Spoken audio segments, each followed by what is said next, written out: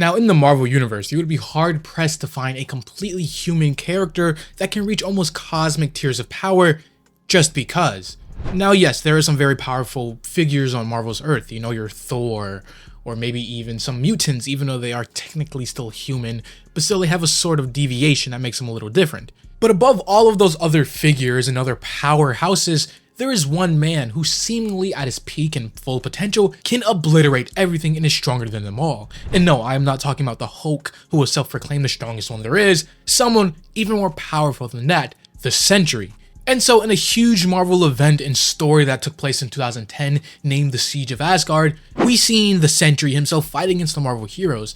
Yet in the end, the heroes did win, and the Sentry, or the Void as he was at the time of his supposed death at the hands of Thor, he was defeated. But here in this story and comic, it poses a question. What if the heroes lost? What if the Sentry actually reached his full potential and lashed out, completely obliterating everything in his path? And that's exactly what we're going to find out. Now, of course, this is AJ here at The Hero Informer, and let's get into it. So if you're not familiar with the original Siege on Asgard story, I will leave a link to a video somewhere detailing and what I covered of what actually happened, because here it's going to deviate heavily.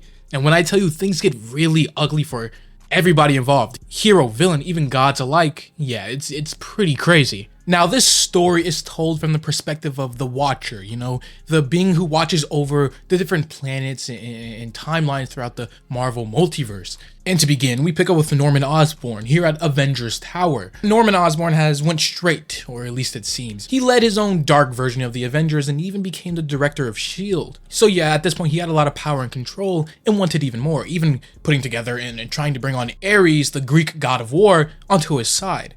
But of course, in the main timeline, this succeeded. Aries joined and eventually was actually murdered by the Sentry. Here we see and find out things play out similar, but different enough because Aries, the god of war, doesn't trust Norman Osborn not one bit. So as he goes on to try to attack Osborn and kill him, the comic goes on to say and explain that Aries had forgotten Osborn had an ally whose power rivaled even that of a god. The Sentry, Robert Reynolds. Because ever since the death of his wife, Lindy Lee, who plays a very important part going forward, so just keep that in the back of your mind, the only person that the Sentry has come to trust and follow orders from, essentially, is Norman Osborn, which that in and of itself is a red flag to anybody who knows Norman and what he truly is. Which is ironic that he trusts Norman, as the story even goes on to confirm that Norman was the person who had Lindy Lee, his wife, killed by the assassin Bullseye. But of course the Sentry doesn't know any of that. But here instead, the Sentry goes to kill Aries here, which is different than what happened in the main canon timeline. And this is very important because in the normal reality, Ares' death came later on the battlefield. And the exertion required to kill a god as powerful as Ares under the circumstances that happened left the Sentry weakened, vulnerable, and ultimately led to him being able to be defeated. Yet here in this turn of events, the Sentry later goes on to fight the actual battle at full 100% peak capacity, which as we go on and see, it's going to be an absolute bloodbath. Because the Sentry, Robert Reynolds, with how powerful he is, his main weakness and downfall, you know, he doesn't have a kryptonite like Superman would, a normal physical weakness, but it's his mind, his mental illness, his fractured psyche. But here, when he is at peak capacity, you know, he isn't weakened by any outside force. He is a devastating force to be reckoned with. Because as he is rested and in control of his powers, the Sentry on the battlefield just completely obliterates and eviscerates every one of the hero's forces for Norman Osborn and, you know, the siege on Asgard that is currently happening. Straight up killing Power Man, even slicing Thor's arm off. The losses, the death of the heroes were devastating, demoralizing. And even as you see, you know, the Sentry isn't in full control. The Void, the evil counterpart, which depending on which origin you prescribe to for the Void, that may or may not be fully true. Either way, the Void is influencing and boosting the Sentry's capabilities. With him holding Captain America's shield, you know, Steve Rogers is down defeated. Against an overwhelmingly powerful force, what hope does a mere super soldier, even if he is the Captain America, has to beat the Sentry? And we see that played out in the truest fashion as the Sentry literally decapitates Captain America using his own shield. You know, very demoralizing for all the rest of the heroes. And with their spirits, their will to fight so utterly broken, it was just a matter of time until their flesh, their very lives would soon follow. And here to this next part, you know, maybe not the most gruesome of any of the deaths in this comic here, but one that personally hit me the hardest as, you know, Spider-Man is my GOAT, my favorite superhero ever of all time.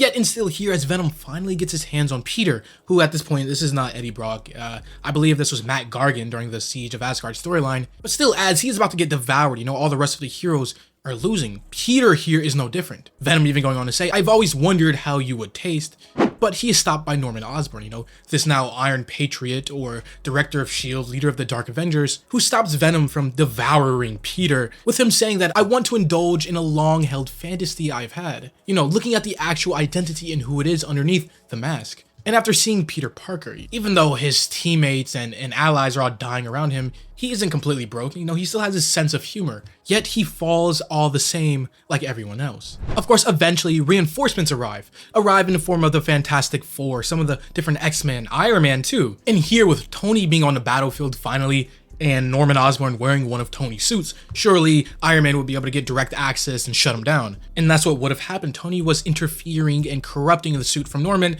and about to, in his own very words, pull his head off of his shoulder. But before he can do that, before the heroes can have any sense of victory, or even one moment over the villains here in triumph, he is immediately just blown up from behind, completely eviscerated and dying much like some of the other heroes. Okay, maybe that's not true, some, more like all of the other heroes, as we see a montage of every hero slowly going down, from Cyclops to the Human Torch, Ben Grimm the Thing, and even the Sentry being able to finally take out the almost unkillable Wolverine.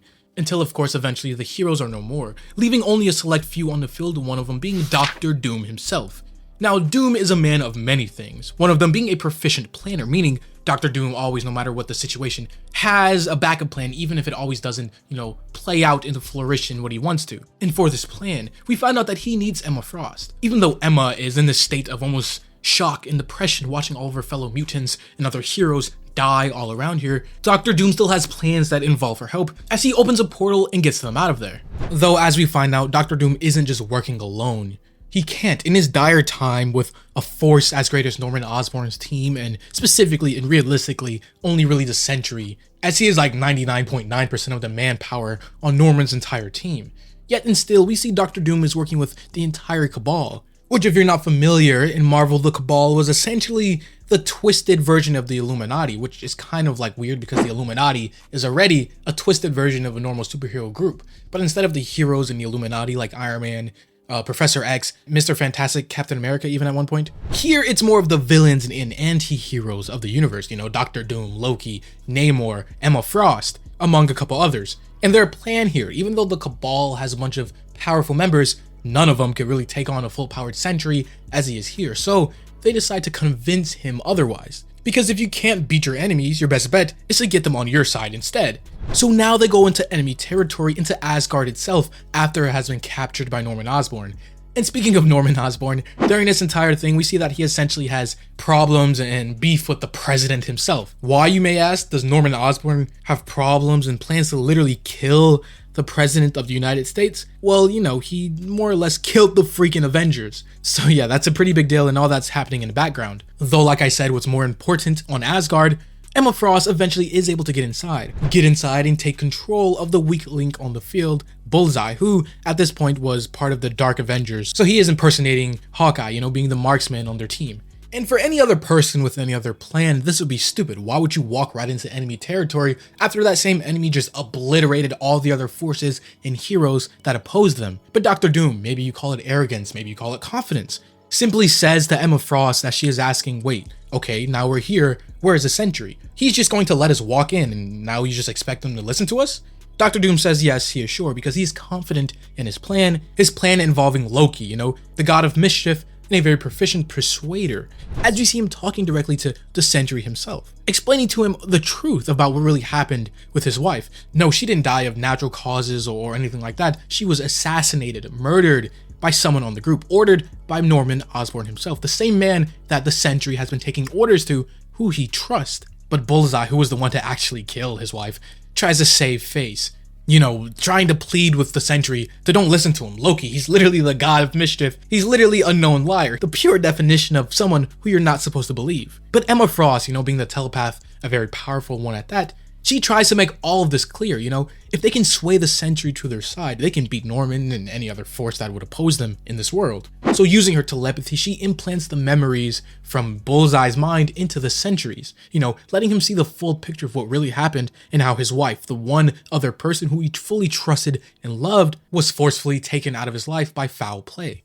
And as this happens, as Emma Frost uses her powers to finally let the Sentry, Robert Reynolds, understand what truly happened and what's going on, it has the almost last outcome that anyone here wanted to happen. As instead of turning his rage onto Norman Osborn, making the Sentry fight the true bad guys in the story, instead learning what truly happened with his wife, the death of his wife, he completely snaps, instantly eviscerating Emma Frost, turning her into a pile of mush. This was the last straw, the Sentry, infamous, as I've kind of explained before, for having mental issues, he is not fully all there, and even moments when he is in control, that can always change at the flip of a switch. And here, instead of just momentarily losing control, he purposely gave control to the Void. Yes, the powerful and evil entity that lurks within him fully comes out, killing everybody on the field, Bullseye being his next target, plunging his fist through his chest, and then turning on to the other members. As what happened next was like a dam bursting. Emma Frost, Namor, Victor Von Doom, and Loki, the remaining and alive members of the Cabal, had miscalculated, because they thought revealing the truth about Norman Osborn's betrayal would convince Reynolds to turn his rage and betray Osborn, but all it really did was push his mind over the brink of insanity. So he completely conceded control to the Void, the Angel of Death, for the final tragic time. Because he doesn't want revenge, he stops caring. Everything he thought he knew about his life was a lie. The people who were for him actually had his wife, the love of his life, murdered and killed. So now he doesn't care what happens to Earth or the people here. He just wants everybody to pay. In which you see him have a confrontation with Victor Von Doom, Dr. Doom himself. Which, Dr. Doom is powerful, but come on, be serious. There's no way without some sort of prep or some sort of cosmic weapon or maybe the ultimate nullifier if he had it, that he is taking on the Void in a head-to-head confrontation. But even still, Dr. Doom is not one to turn tail and run. He isn't going to beg for his life for mercy. He's going to take the consequences of his actions head on. Because even as the Void goes on to say, begging would be appropriate if you wish to live, Dr. Doom simply says Doom does not beg. With, it goes about as well as you would expect, Dr. Doom being completely eviscerated and dead. So naturally, the Sentry, or more accurately, the Void in this case, as he is fully taken over, he goes to the top of the command chain, straight to Norman Osborn himself, killing, Taskmaster and the Hood, everybody who was with him, and wants to have a little chat about all of this and how he lied. The Void, who is fully manifested now in full control, goes on to say that I don't need you anymore, Norman. And to be honest, not that I will expect you to understand the concept of honesty, but to be honest with you, I never really did. As Norman himself isn't safe, as he is completely obliterated. But no, of course not. The Void doesn't just end there. The Void is so powerful, so dark, so evil, that if he had it, he would corrupt and destroy the entire world. No, the universe, if it was up to him, which we might even see that happen. As the comic continues on to say, heroes, villains, even gods fell before Reynolds' might. So what hope did mere men and their machines have? For that matter, what hope did the entire world have? And to the answer, none at all. As we actually see exactly that. The Void completely decimating not only the military, but the rest of Earth's heroes. Ranging from Moon Knight completely being gutted and split in half, to Daredevil, the Wrecking Crew, anybody and everybody that the Void could get his hands on, perished. Because with nothing and no one left to keep the Void in check, it ran rampant over the entire face of the Earth. Eventually, as we horrifically see, the Void completely corrupting the Earth, gaining size to be planetary in scale. And if you thought Galactus was bad, at least Galactus had a purpose. He is a force of nature almost, using the planet's energy to feed and to balance out life and death. The Void here, on the other hand, is completely just evil, he has no purpose but destruction and chaos. And even as the Watcher of this universe who resides on the moon, watches over this entire situation, noting how there's nothing he could do, or even if he wanted to do, as the Void would pretty easily overpower and kill the Watcher, we see that this timeline where everything went bad, this universe within the grand cosmos of the Marvel multiverse, is essentially cut off by the main Watcher of the main 616 universe, as no one is there to check the Void, and he is free to reign over the entire universe, consuming planets, populations, cosmic entities, all to his liking. Yeah, pretty crazy and horrifying stuff.